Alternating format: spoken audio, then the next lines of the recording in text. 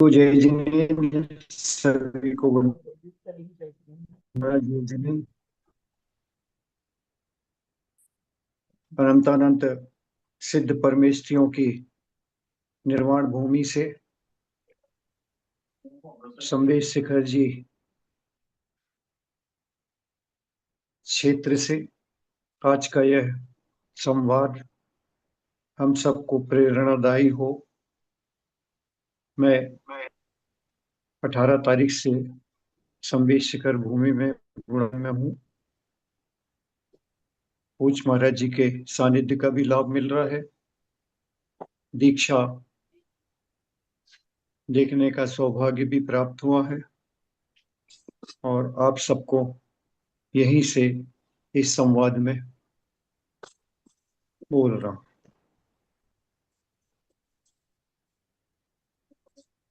पहले के जो संवाद हुए हैं उनमें पिछले संवाद में एक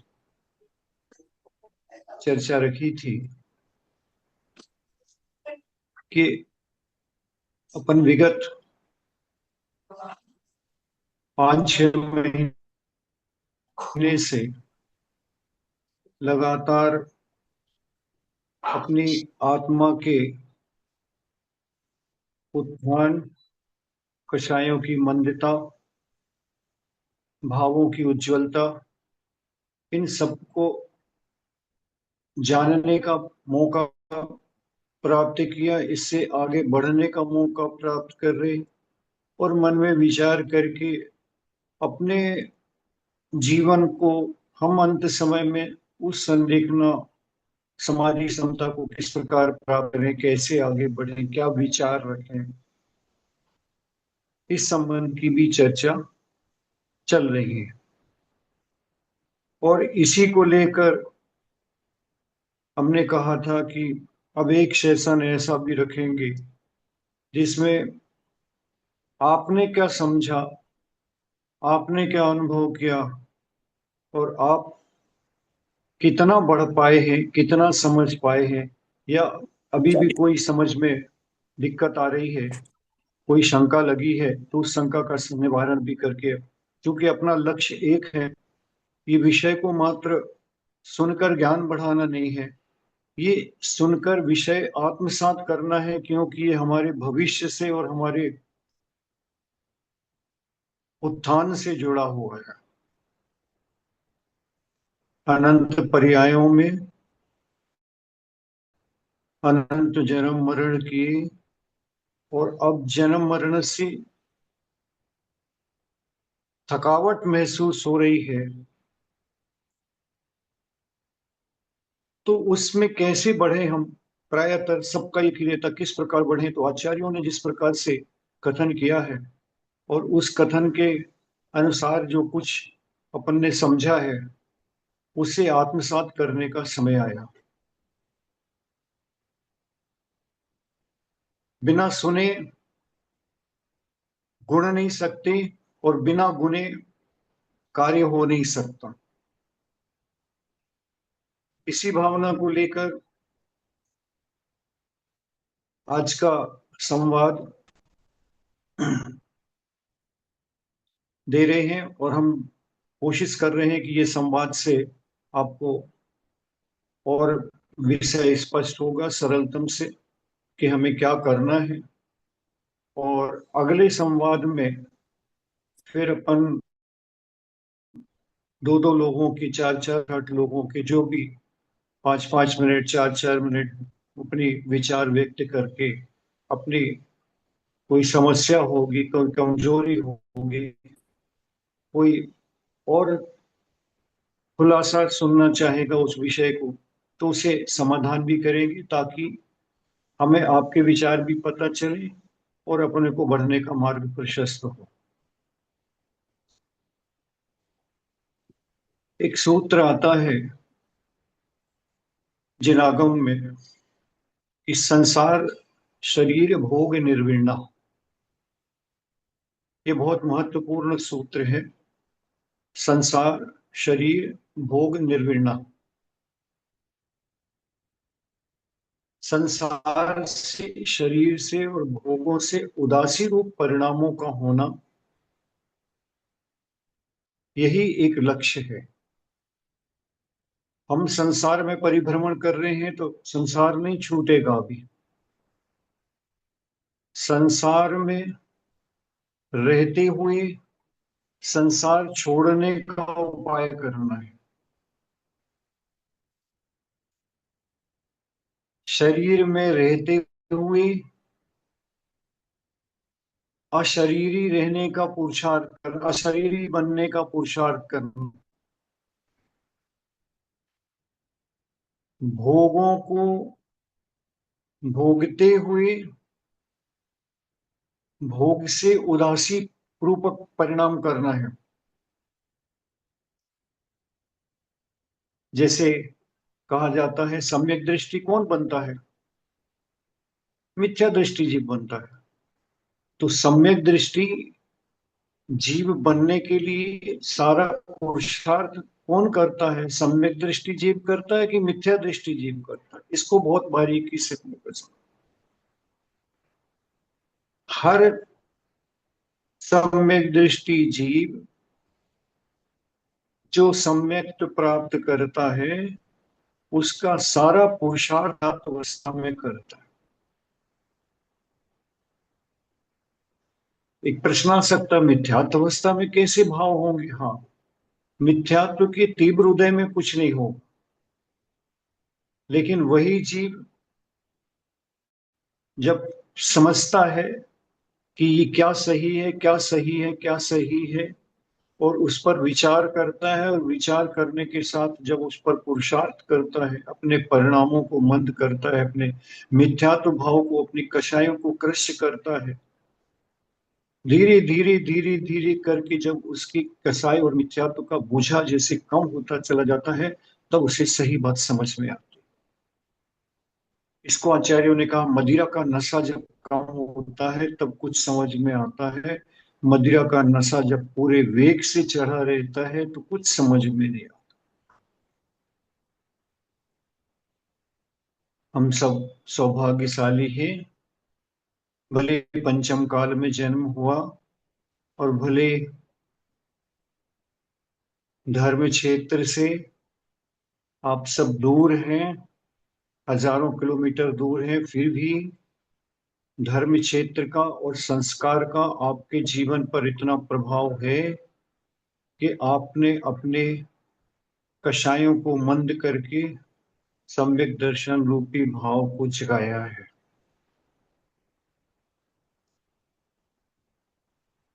क्योंकि इसके बिना समझ में ही बात नहीं आएगी। इसके बिना जो मंद कषायवान नहीं है उसको ऐसा लगता है कि ये सब ऊपर ऊपर की बातें हैं, यथार्थ में संभव नहीं है। लेकिन नहीं, आचार्य कहते हैं ऊपर की बातें नहीं है, ये सामान्य जीव के समझने की बातें हैं, और यही सत्यार्थ है। अभी जिसको आप पकड़ रहे हो, जिसको सत्यार्थ मानकर चल रहे हो, उनके लिए करुणा करके आचार्य कहते हैं कि आप गलत मार्ग पर चल रहे हो और गलत मार्ग को सही मानकर चल रहे हो।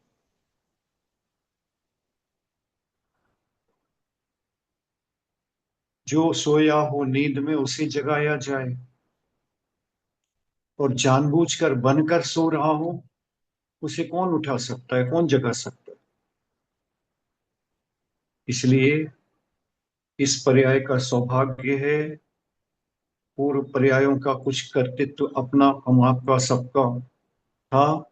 इस पंचम काल के वातावरण में भी हम उतने दूषित नहीं हो सके, अपने परिणामों को इतना दूषित नहीं कर सके कि उसमें से निकल न सके। दोष तो है, जीवन में सबके हैं, तभी तो संसार में है। जिनके दोष निकल गए वे सिद्ध अवस्था में है। उन सिद्धों को देखकर, प्रेरणा लेकर, उनके मार्ग को जानकर, उनके जैसा बनने का मन में जो संकल्प आएगा वही हमें आगे बढ़ाता चला जाए।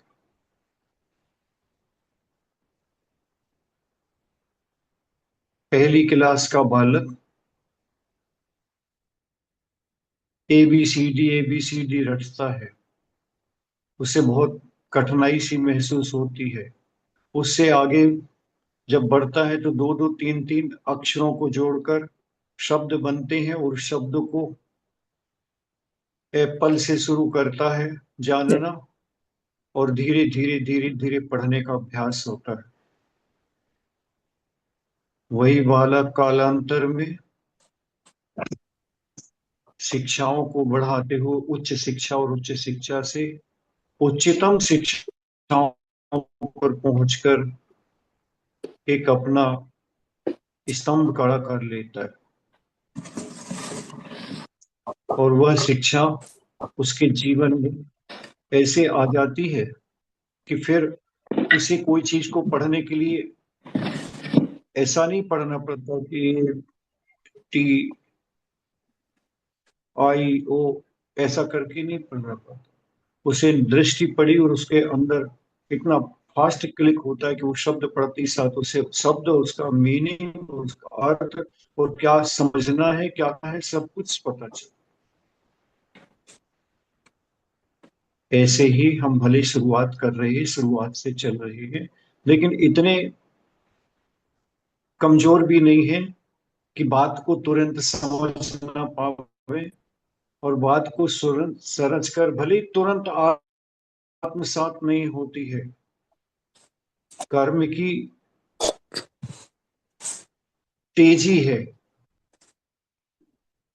कषायों का बड़कपन है, बढ़ापन है, इसलिए तुरंत इतनी जल्दी वैराग्य नहीं आता। लेकिन ऐसा भी नहीं है कि हम समझने के बाद वैराग्य को जानते नहीं है, सब समझते हैं, जानते हैं, राग को भी जानते हैं, वैराग्य को भी जानते हैं। इसलिए सूत्र कहा गया, इसको एप्लीकेबल करना है जीवन में। संसार से उदासी, शरीर से उदासी, भोगों से उदासी, ये चारुति, आप जीवन एक का बार सबको लक्ष्य म्यूट रखना कर है। देंगे क्या? संसार में वो है। द्रौपदी द्रौपदी अम्मा जी हैं, उनको फिर अनम्यूट करना नहीं आता एक्चुअली, तो इसलिए उनको छोड़ा हुआ है सिर्फ। ओ, अच्छा अच्छा, ओके। हम्म। संसार से संसार नहीं छूट रहा है, संसार में रहते हुए ही संसार छोड़ने का पुरुषार्थ करेंगे।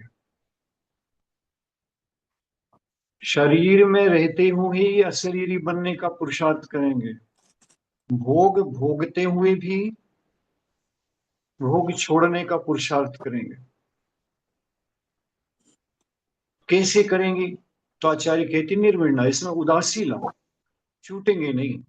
संसार में रहेंगे, कैसे उदासी लाए? तो देखो, चारों गतियों के जीव को देखते हो, चारों गतियों के जीव को जानते हो। कौन सी गति ऐसी है जहां पर दुख नहीं है? तुम सोच रहे होगे कि तुम मनुष्यों में इतना दुख मिला है, तुम्हें दुख मिला है।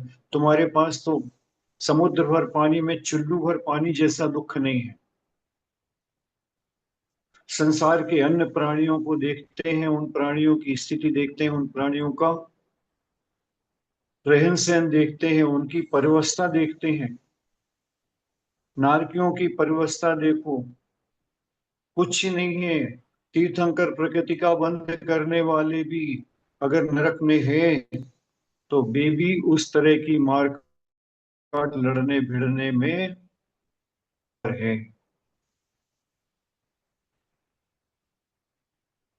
वहां पर अगर वो कहें कि ये मैं तीर्थंकर बनने वाला हूं, तुम समझते क्या हो, तो कोई सुनने वाला नहीं है। जैसे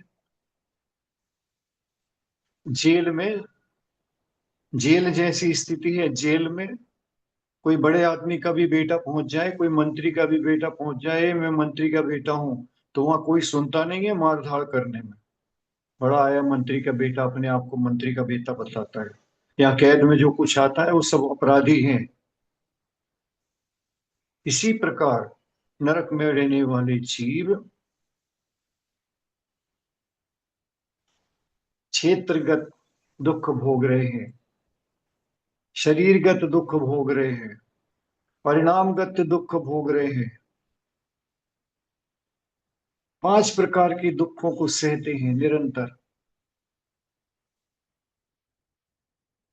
थोड़ी बहुत कसर रह जाती है, थोड़ी बहुत शांति आ जावे तो देवों के द्वारा भिड़ा भिड़ा कर लड़वा दिया जाता है। वो लड़ाई तो उनकी बंद होती नहीं, रात्रि होती नहीं, दिन होता नहीं, नींद है नहीं, भोजन है नहीं, खाना है नहीं, पीना है नहीं, सोना है नहीं, आराम है नहीं। इसको सोच कर ये कब कपाता कि इस सागरों पर्यंत की आयु कैसे निकालते हो। इसी कलह, इसी क्लेश, इसी कलह में जब वहां की दुखों का वर्णन सुनते हैं तो स्पर्शन मात्र से इतना दुख कह रहे हैं, सहज बिच्छुओं के जैसे डसा गया, वो भी कम बता रहे हैं, क्योंकि वहां के दुख की उपमा किसी से दी नहीं जा सकती। मात्र जमीन का स्पर्श होने में योजनों ऊपर उछलता है, उसको स्पर्श से इतनी वेदना होती है।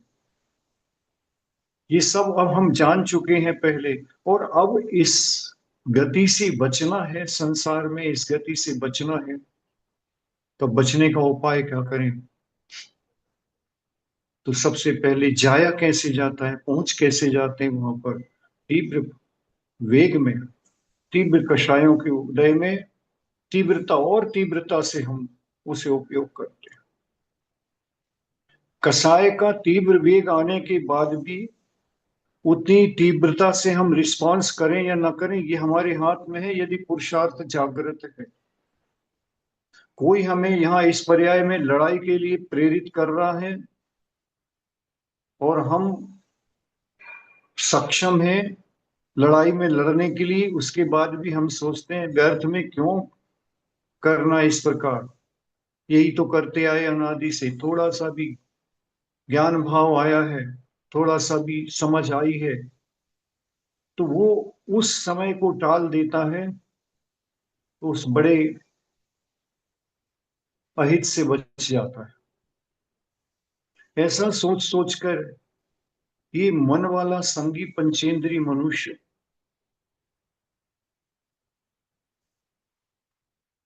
क्या करने योग्य है, क्या अकरणीय है, ऐसा करने का इसका विचार जो प्राप्त होता है धर्म भाव से, देवशास्त्र गुरु के सानिध्य से, उससे जो बचने का पुरुषार्थ करता है, तो वह नरक गति के परिणामों से अपने आप को बचा सकता है।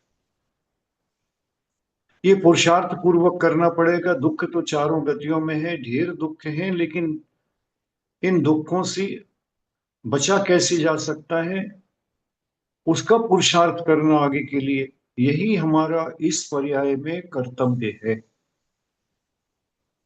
जो हमें इस पर्याय में अच्छा नहीं लग रहा है, मनुष्य पर्याय की दुख कम है क्या, मां के गर्भ से आते ही साथ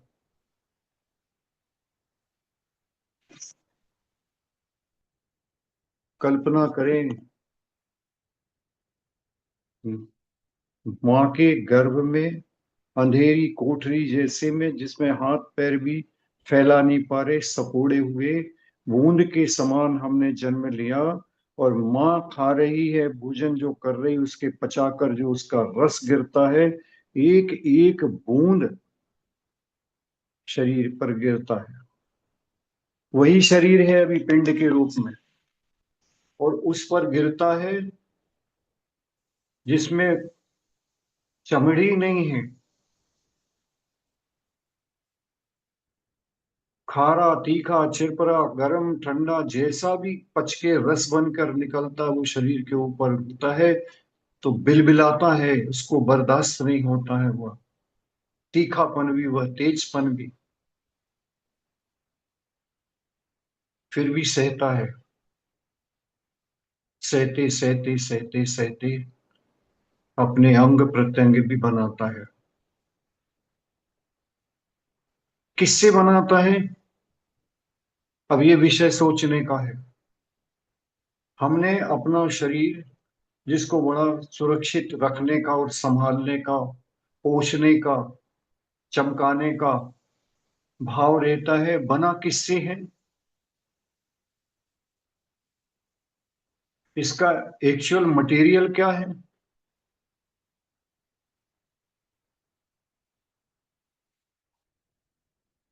माता पिता के संयोग से, मल मूत्र से बना है। नव द्वार कहे गए हैं, और नौ द्वार से सिर्फ और सिर्फ मल निकलता है। नवों द्वार से लोक में हम भले वो पोटी को मल कहते हैं, लेकिन आगम की भाषा में कान से, नाक से, आंख से, मुंह से, मल से, मूत्र से जो कुछ भी निकलता है सब मल ही है, मल ही है। और उसी मल से हमने अपना शरीर बनाया है।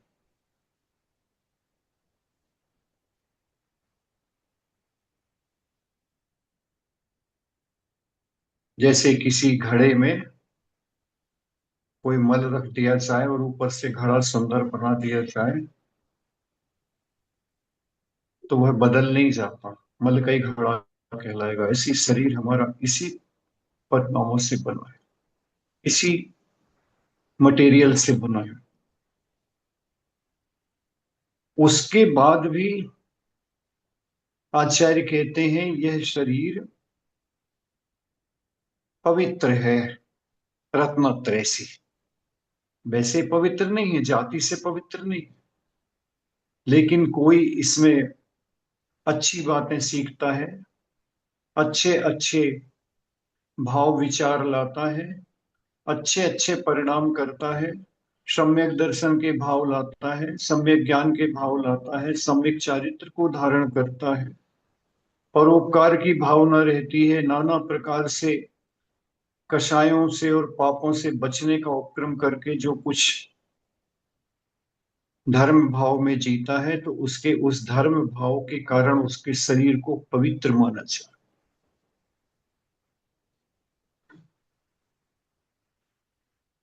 अपन देखते हैं, साक्षात में देखते हैं, मुनि महाराज हैं, 20 साल दीक्षा लिए हो गए, 20 साल से कभी नहाया नहीं, मंजन करती नहीं, फिर भी शरीर में से बदबू नहीं आ रही है, फिर भी शरीर घिनौना नहीं लग रहा। हम 2 दिन नहीं नहाए, ट्रेन का सफर करके आवे, प्लेन का सफर करके आवे, और ऐसा लगता है कि तुरंत अपने इस शरीर को, स्वयं को गिलानी लगने लगती, सफर मात्र में लगने लगती। एक दिन नहीं नहाया तो अच्छा नहीं लग रहा, क्यों नहीं नहाया? नहाए नहीं।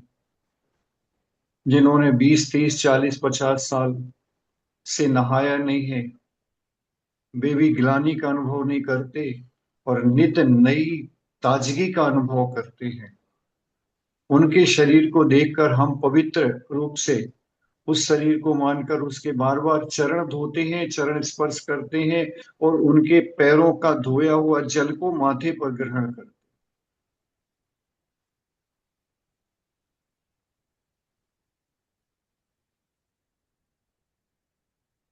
क्या है ये? तब आचार्य कहती है, शरीर से कभी भी कोई पवित्र नहीं हो सकता। पवित्र होगा जब भी गुणों से पवित्र हो। वह गुण को आत्मसात करेगा, उसके अंदर जो गुण आएंगे, उन गुण का प्रकाश ऐसा फैलेगा कि उसकी महत्ता में, उस प्रकाश के उजाले में शरीर के अवगुण सब ढक जाते। ऐसा नहीं है कि योगी के नवद्वार, नव मलद्वार से बह नहीं रहा, उनके भी आंख से, मुंह से, कान से, मलमूत्र वेगों से, सबसे निकल तो वो ही रहा है, लेकिन लेकिन अंदर में आंतरिक शुद्धि होने से, भावों की शुद्धि और विशुद्धि होने से, उन्हीं के मल का रिद्धियों के द्वारा उपचार हो जाए। 64 प्रकार की रिद्धियां कही गई। रिद्धियों को जब अर्पण करें, मलौषधि, जलोषधि, नाक का, कान का मैल किसी के ऊपर पड़ जावे, उनके द्वारा मलमूत्र कहीं छोड़ा होगा, उसके ऊपर पैर पड़ जावे, उस रोगी को क्षण में बड़े बड़े रोग विलीन हो जाते हैं। क्या है ये? उनकी शरीर को छूटकर आई हुई वायु स्पर्श कर जावे, दृष्टि दृष्टि देख ले में, उसको मात्र देख ले में, तो उसका रोग दूर हो जावे। इतने प्रकार की रिद्धियों की वर्णन की गई है। क्या है? रत्नत्रय पवित्रते। जो रत्नत्रय से पवित्रता आई है, और आत्मा में जो पवित्रता कण कण में, आत्मा के एक एक प्रदेश में बैठी है। आत्मा के प्रदेश कहाँ है? पूरे शरीर में फैले हुए। तो उनकी पवित्रता कहाँ है? पूरे शरीर में उस आत्म प्रदेशों के माध्यम से फैली हुई है। इसलिए वही शरीर हमारा भी, वही शरीर उनका भी। हमारा रोगी शरीर, उनका ना रोगी ना भोगी। उस योगी शरीर ने इतना इतना संघर्ष करके और अपने मन को जीता है, वचन को जीता है, काय को जीता है, अपनी आत्मा को रत्नत्रय से संयुक्त किया है, रिद्धियों को प्राप्त किए हैं। ऐसे ही मुनि महाराज के उस अपवित्र शरीर में भी पवित्रता कण कण में विद्यमान है।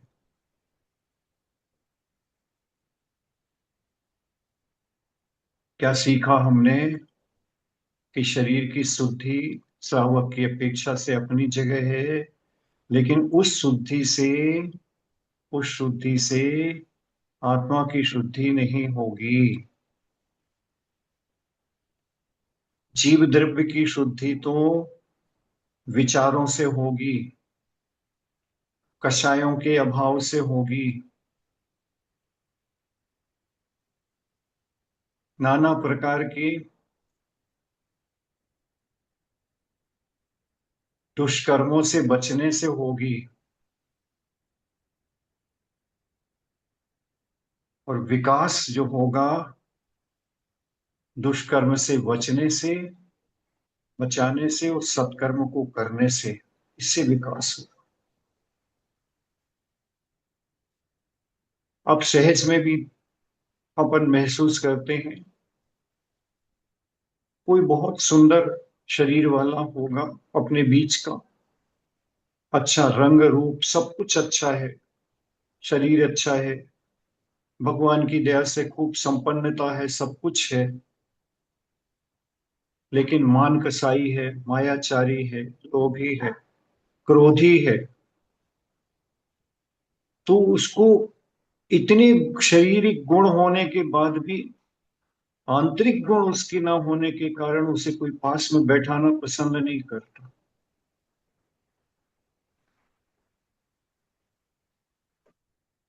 सज्जन पुरुष है कोई, भले वृद्ध हो गया, शरीर पर झुर्रियां आ गई,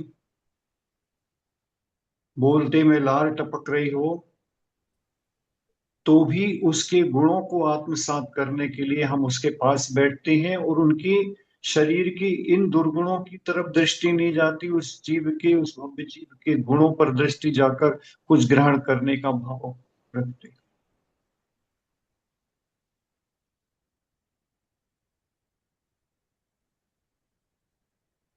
देवगति में शरीर तो खूब अच्छा अच्छा है, बीमारी व्यथा तो है ही नहीं, वेदना है ही नहीं, शरीरगत वेदना कुछ भी नहीं है, फिर भी असाता वेदनी तो है। हाँ, असाता वेदनी तो है। तो फिर असाता वेदनी क्या वेदन कराती है?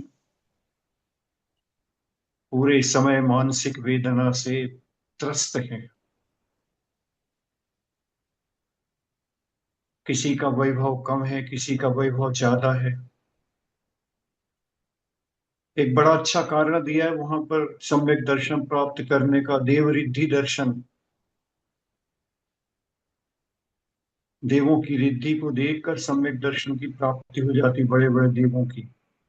मंद कसाय देवों की हो जाती है, तीव्र कषायवान देव तो उनकी रिद्धियों को देखकर छोड़ते।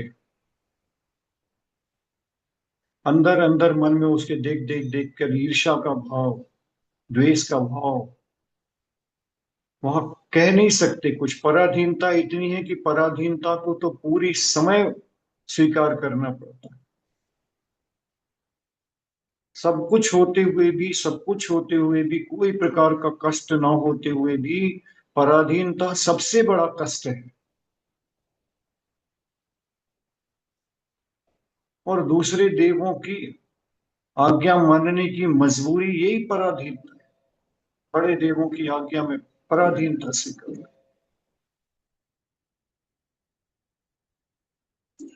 पूरे समय दूसरे देवों की रिद्धियों को देखकर, बड़े बड़े रिद्धियों को देखकर, उनके वैभव को देखकर, उनकी रिद्धि के हिसाब से, उनके स्टेटस पद के हिसाब से उनको प्राप्त होता है, उसको देखकर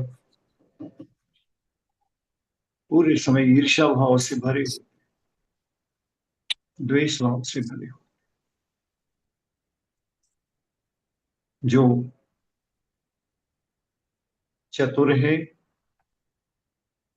ज्ञानी है, वे जीव उन बड़े देवों की रिद्धियों को देखकर सम्यक दर्शन प्राप्त कर लेते हैं कि देखो, इस भव्य जीव ने, यदि उनका अवधि ज्ञान काम करता है और उस जीव के पूर्व पर्याय तक पहुंच जाता है, अपनी पूर्व पर्याय तक पहुंचता है, तो सोचता है कि देखो, साथ साथ रहने के बाद भी इसने अपने भावों को निर्मल रखा, और इसके हम भी साथी थे, लेकिन हमें मिला तो, लेकिन अपने परिणामों से मिला, उसके परिणाम उज्जवल थे तो उसे मिला। उनकी रिद्धियों को देखकर वह सम्यक दर्शन की प्राप्ति कर ले। बड़े बड़े देवों की रिद्धियों को देखकर सम्यक दर्शन की प्राप्ति कर।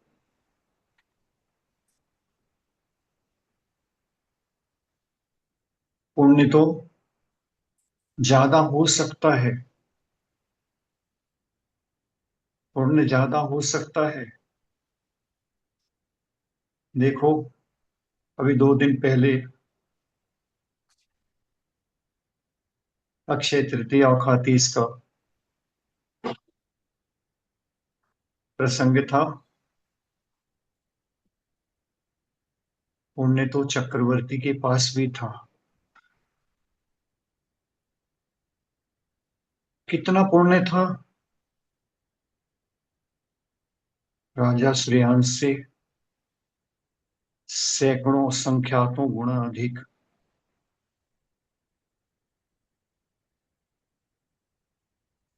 संख्यातों गुना अधिक। लेकिन इसके बाद भी पुण्य फलित किसका हुआ?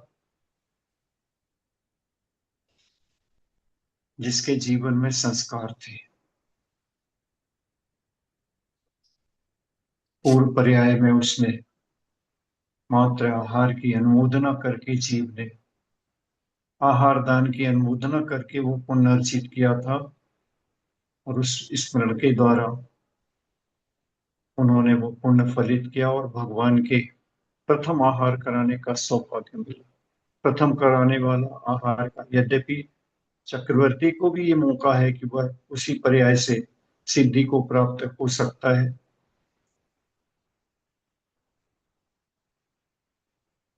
और ये सामान्य से एक राजा भी राज्य पद में रहते हुए इतना तीव्र पुण्य का उछाल मारा कि उसी पर्याय से सिद्धि को प्राप्त होना। कहा नहीं जा सकता,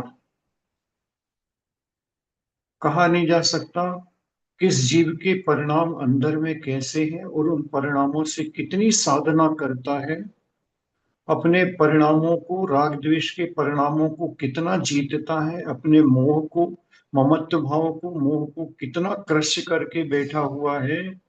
ऊपर से हमें लगता है कि सबका कितना इन्वॉल्वमेंट है इसका,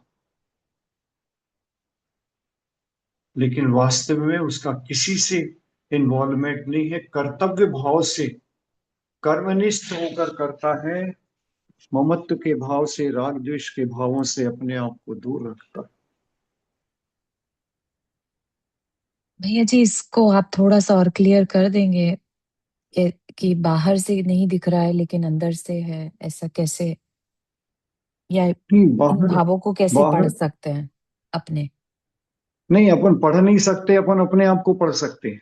हाँ, अपने आप को ही हम कैसे पढ़ सकते हैं?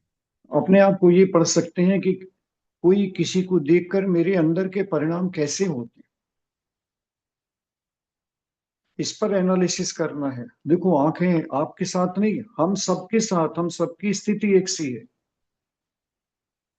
हमने किसी को देखा और देखने के बाद में उसकी एक थोड़ी सी भी क्रिया देखी, अरे ये पता नहीं कैसे परिणाम का व्यक्ति है, क्या करता है, क्या नहीं करता। उसकी एक क्रिया भी हमें, एक किया गया कार्य भी हमें विचलित कर देता है उसका, और हम नाना प्रकार के अपने निर्णयों को बना लेते हैं कि नहीं, ये व्यक्ति ठीक नहीं है, इस प्रकार नहीं है, इस प्रकार नहीं है, एक धारणा बना लेते हैं। दूसरे को देखकर धारणा क्यों बना रहे हो? अगर उसके अंदर हमें कुछ कमी दिखाई पड़ रही है, तो हम अपने अंदर वो कमी को निकालने का प्रयास करें ना।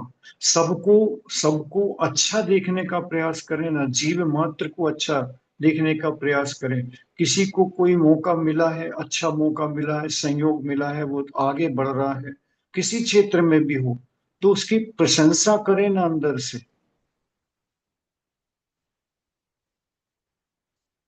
कभी कोई धर्म सभा हो रही है और कोई सबसे पहले जाकर आगे बैठ जाता है, और अपन गए पीछे से, अरे ये तो रोज रोज आगे बैठ जाता है। बैठ जाने तो क्या बात हो गई, हम उसके पीछे बैठ जाएंगे, सुनाई तो सबको पड़ेगा। लेकिन हम ये,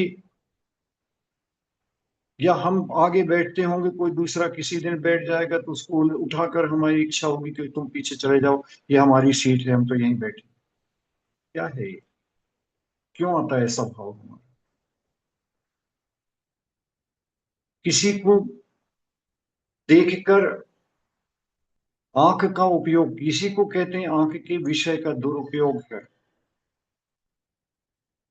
हम ऐसा अपने मन को समझाने का प्रयास करें कि बाहर किसी भी पदार्थ को, व्यक्ति को, कोई भी वस्तु को देखकर हम उदासीन भाव से रहें ना।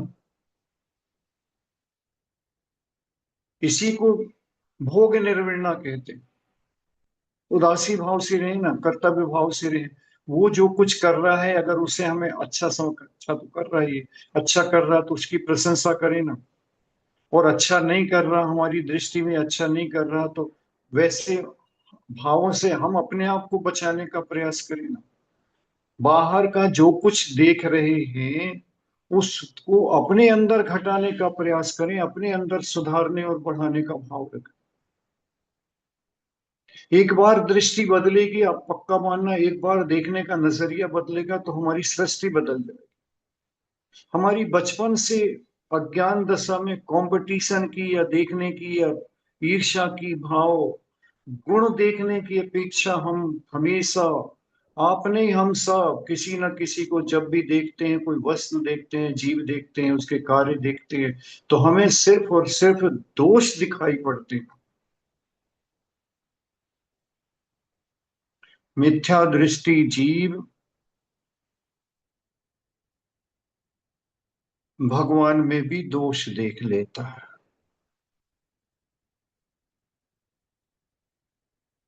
सम्यक दृष्टि जीव,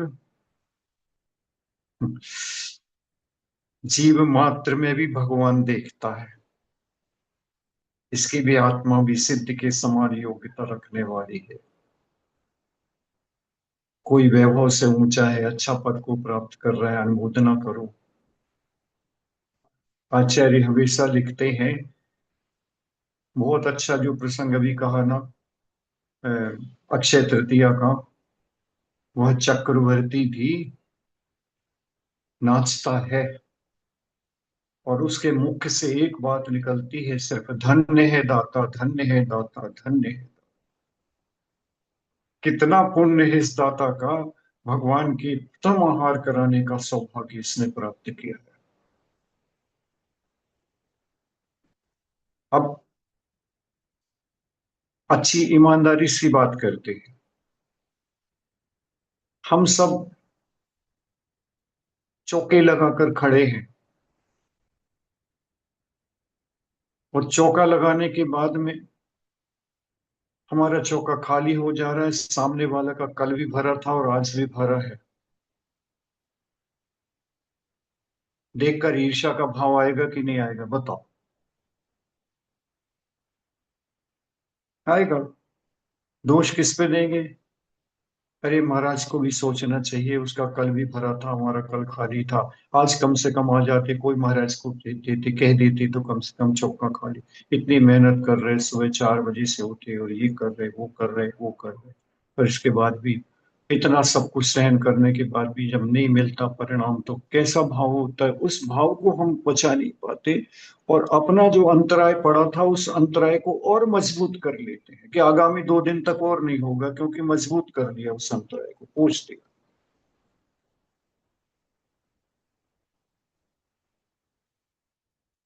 हमको नजरिया बदलना है। हम उस दाता की प्रशंसा क्यों नहीं करते कि बहुत अच्छा है, इसका पुण्य देखो कितना है, उछाल मारता, कल भी इसके हार हुए थे, आज भी इसके हार हुए, धन्य है दाता, धन्य है दाता। ये कहने में, ये सोचने में, इस प्रकार की दृष्टि बनाने में हमारी बंधी हुई अनेक जन्मों की अंतराय कर्म का क्षय होता है। और उससे ईर्ष्या द्वेष का भाव रखने पर दो बातें महाराज के लिए भी सोच लें कि देखते नहीं है, सुनते नहीं है, उसी उन्हीं के घर में देखते हैं, उन्हीं उन्हीं के, उसका पुण्य है, उसका पुण्य खींच रहा। एक मौके की बात याद आ गई मुझे। नरसिंहपुर शहर में एक दफे पंच कल्याणक का अवसर था और आचार्य श्री का संग पूरा विराजमान था। और आचार्य श्री के आहार एक दिन पहले जिस चौके में हुए थे, दूसरे दिन जब पड़घान के लिए निकले आचार्य श्री जी, तो उनके चौके में कोई उनका एक रिश्तेदार कोई बाहर से आया था और निकले आचार्य श्री, तो देखकर पहले से लेकर इतने भाव विभोर होकर, इतनी विनम्रता के साथ आत्मसात से उसने पड़गान शुरू किया। हम देख रहे थे सामने, इतना पड़गान शुरू किया, इतना पड़गान शुरू किया। अच्छा, श्री कल ही तो गए थे, देख कर निकल गए, मुस्कुराकर चले गए। कम से कम 40 कदम आगे चले गए और 40 कदम आगे जाने के बाद भी उसने, बालक ने पड़गान बंद नहीं किया। आचार्य श्री के पैर रुक गए, पलट के देखा उसको और आकर खड़े हो गए। आचार्य श्री बोले कि कभी ऐसा नहीं हुआ, लेकिन उसकी भावना, उसकी भक्ति मेरे पैरों को बांधकर खींच लाई।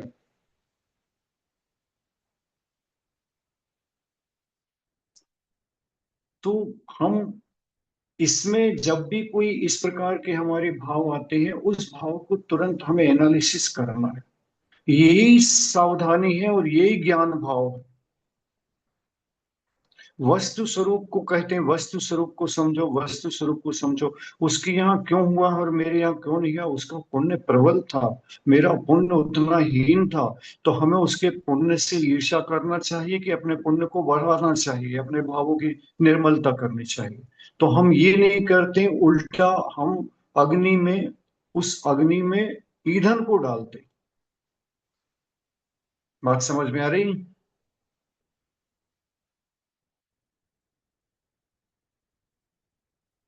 इस प्रकार अपने आप को बचाना है। हम उसको जो देखते हैं अभी तक, जो हमारे सामने की रोज प्रत्यक्ष घटनाओं को, प्रसंगों को देख देख कर हम उसे कसाय भाव से देखने का प्रयास करते हैं।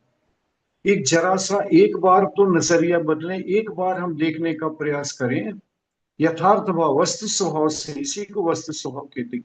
उसको इस प्रकार का संयोग मिला है किसी भी क्षेत्र में, मुझे क्यों नहीं मिला है?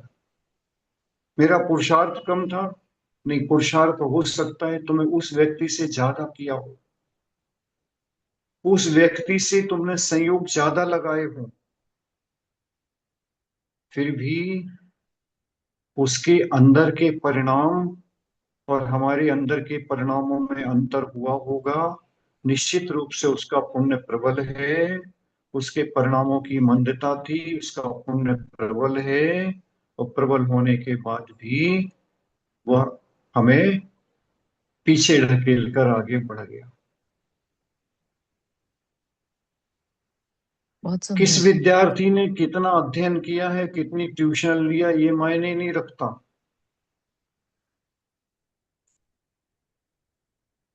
कितना याद किया है, कितना स्मरण में है, ये भी याद नहीं रखता है, ये भी काम मायने नहीं रखता। परीक्षा कॉपी में कैसा लिख कर आया है ये मायने रखता है, क्योंकि जांचने वाला जब भी नंबर देगा तो उसने परीक्षा कॉपी में उत्तर किस प्रकार दिया है, सटीक सहज अच्छे भावों से उत्तर दिया है या उसी को घुमा फिरा कर उलझा दिया है। जीवन में न उलझना है न उलझाना है,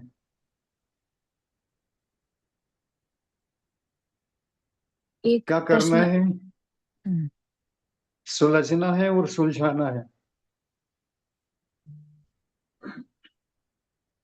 यही हमारे जीवन की विशेषता, यही सीखना है हम। हमें भैया अपने जी, मोक्ष मार्ग को प्रशस्त, हाँ, सॉरी सॉरी, आप बोलिए प्लीज। हमें अपने मोक्ष मार्ग को प्रशस्त करना है, अपने मोक्ष मार्ग को बढ़ाना है।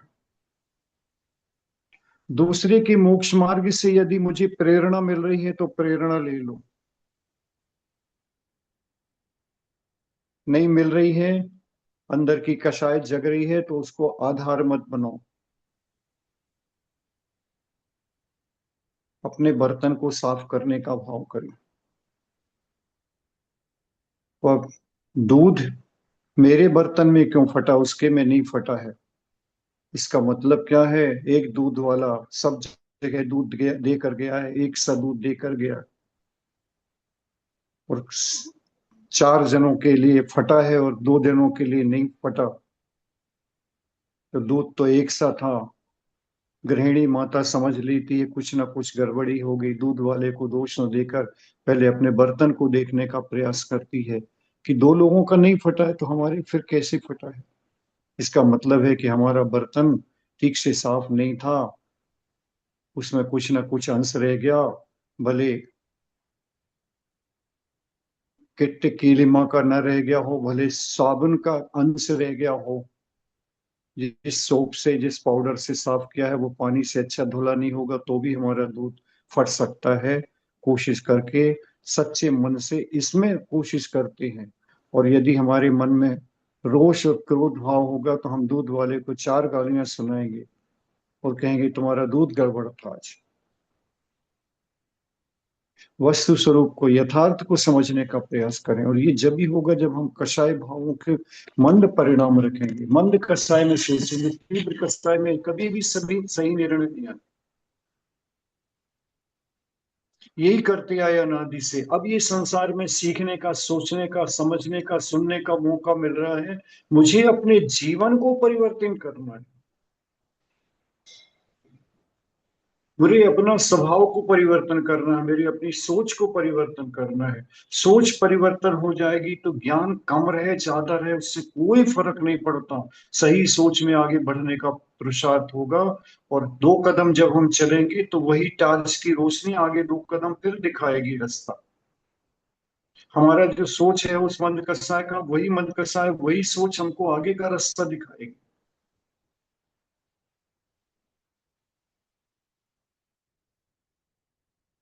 संसार शरीर भोग निर्विण्णा। शरीर से उदासी का भाव रखो। शरीर से यथार्थ काम लेना है। शरीर का उपयोग करना है मोक्ष मार्ग के लिए।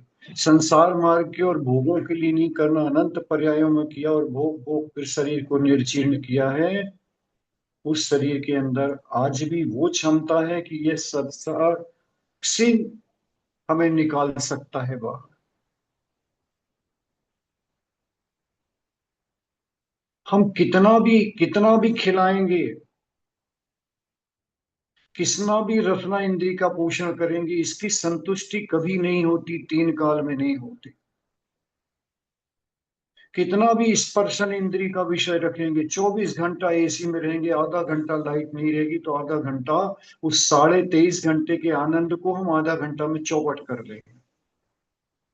लाइट नहीं है, लाइट नहीं है, लाइट नहीं है, गर्मी लग रही, गर्मी लग रही, अरे कोई बात नहीं। ऐसा क्यों सोच नहीं बनाते, आधा घंटा सह लिया तो कोई बात नहीं, इसमें तो कर्म निर्जरा हो गई। 23.5 घंटा तो बढ़िया ठंडक में रहे, थोड़ी देर आधा घंटा अगर सहन करना पड़ गया तो उसको समता भाव से सहन कर ले तो कर्म की निर्जरा सारे हो जाए। पैकेट्स में देखे ना, अब खुद भी तो हिल जितने थे वो। कर्म की निर्जरा हो जाए। लेकिन हम अज्ञान भाव से, अपने शरीर भाव से, शरीर को पोषणे भाव से उस 23.5 घंटे का मजा भी आधा घंटे में खराब कर लेते हैं और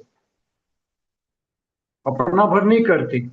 एक बोलता है तो सारे लोगों के परिणाम परिवार के उसी तरह होने लग जाते हैं। और एक ज्ञान भाव से अगर बोले कोई बात नहीं अभी ठीक हो, आ जाएगी लाइट, क्या बात होगी, लाइट तो अपने हाथ में है नहीं, आ जाएगी।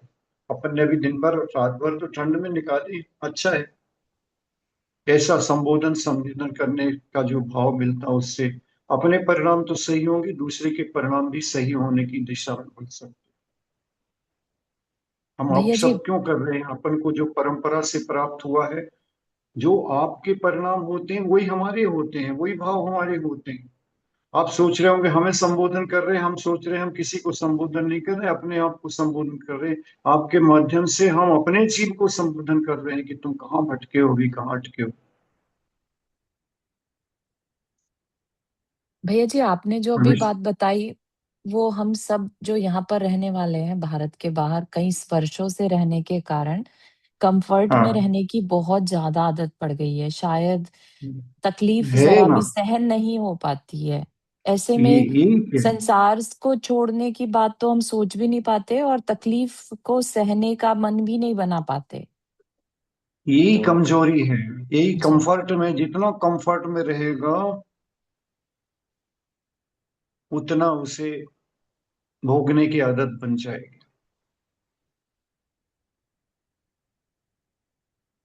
ये पक्का है, उससे निकलना बहुत मुश्किल होता है, बहुत मुश्किल होता है।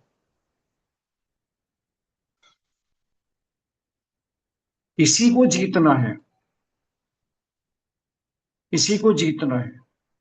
कंफर्ट मिला है, कंफर्ट भाव में रहें, लेकिन कभी अनकंफर्ट भी हो रहा हो तो उसको भी उसी भाव से हमें देखना चाहिए जिस भाव से हम कंफर्टनेस देखते हैं। यही जीतना, यही सहन करना, यही समता करना, यही तो उदासीन भाव है। और क्या उदासीन भाव है? यही उदासीन भाव कि मिला है तो उसमें आनंदित नहीं हो। ठीक है, मिला है, किया है, पुरुषार्थ हुआ है, पुण्य में था तो ठीक है। अब जब नहीं हुआ, कंफर्ट नहीं हो रहा है तो पुण्य चल रहा है कि थोड़ा सा बीच में पुण्य कम हुआ है। पाप तो नहीं कह रहे अपन, लेकिन पुण्य तो कम हुआ है। अब जब पुण्य कम हुआ तो उस पुण्य, कम पुण्य को भी स्वीकार करो ना।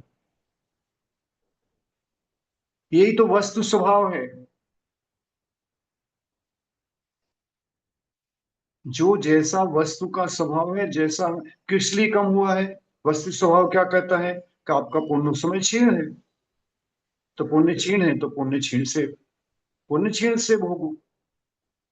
एकदम टॉप क्लास में क्यों चल रहे हैं पूरे समय? क्या हमारे साता ही साता है, असाता उदय में नहीं है? है असाता उदय में। वो जो हमारे को अनकंफर्टेबल हुआ है वो किस वजह से हुआ है? गवर्नमेंट की वजह से हुआ है कि हमारे अपने पुण्य पाप पुण्य की वजह से हुआ? हमारे पुण्य की कमी हुई है। इस सत्य को स्वीकार करो। इस सत्य को स्वीकार करेंगे, यही वस्तु स्वभाव है समझने का। इसी को कहते हैं वस्तु स्वभाव को समझो। कि मुझे कोई भी तकलीफ हुई है, मुझे कोई भी वेदना आ रही है, मुझे पूरा पूरा भरपूर लाभ नहीं मिल रहा है, इसमें दोष किसका है? मेरे अपने कर्म का दोष है। मेरे कर्म में एक से नहीं चलते, पूरे समय एक से नहीं चलता, पूरे समय एक से भाव नहीं चलते। जो पुण्य का उदय आ रहा था उसकी सीमा समाप्त हो गई, अब दूसरा कर्म का उदय चल रहा है, वो थोड़ा न्यूनता के साथ में है। तो न्यूनता के साथ, उस न्यूनता के साथ स्वीकार करो। अभी एक जगह भोजन करने के लिए गए तो उसने बहुत अच्छा खिलाया, दूसरी जगह भोजन करने के लिए उन्होंने बुलाया, क्वालिटी में थोड़ा कम है, तो कम को स्वीकार करो।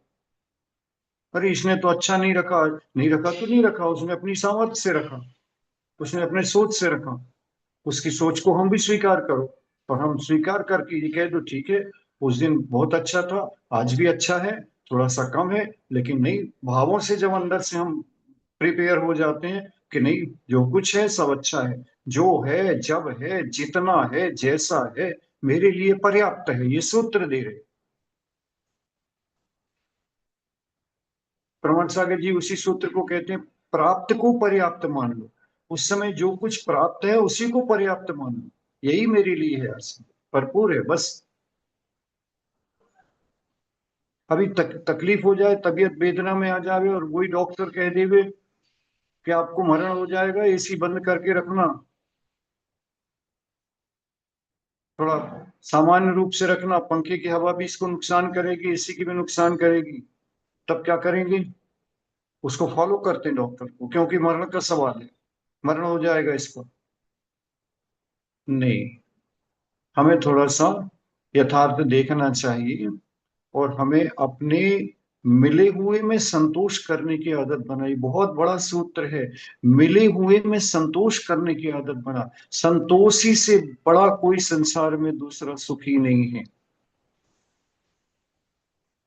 हम हमेशा और की जो भावना है, हमारा मन कभी एनफ, बस पर्याप्त है, इसको स्वीकार नहीं करता। इसी हवस को रोकना, ये हवस है, हवस। यहाँ पर आचार्य श्री जी के पास में अच्छी गर्मियों में भी अपने श्रेष्ठी पाटनी जी परिवार, अशोक जी पाटनी परिवार वगैरह सब आते थे, तो आचार्य श्री के मुख से निकलता था, देखो पूरे टाइम ऑफिस में भी एसी, कार में भी एसी, घर में भी एसी। कितनी देर के लिए लोग बाहर निकलते हैं? जितनी देर घर से निकलकर कार में बैठते हैं, कार से निकलकर ऑफिस से, उतनी देर नॉन एसी में रहने वाला भी यहाँ 15-15 दिन, जहाँ पर लाइट जाती है, पंखे भी नहीं रहते हैं, और वहां पर पंडाल में तो वैसे ही नहीं रहते हैं, वो प्रवचन सुनने बैठे हैं, धूप करी है, तपती धूप में पड़घान कर रहे हैं, छाल कर रहे हैं, और उसके बाद भी अपना अहोभाग्य मान रहे हैं। ये है वस्तु स्वरूप, ये है वस्तु स्वरूप।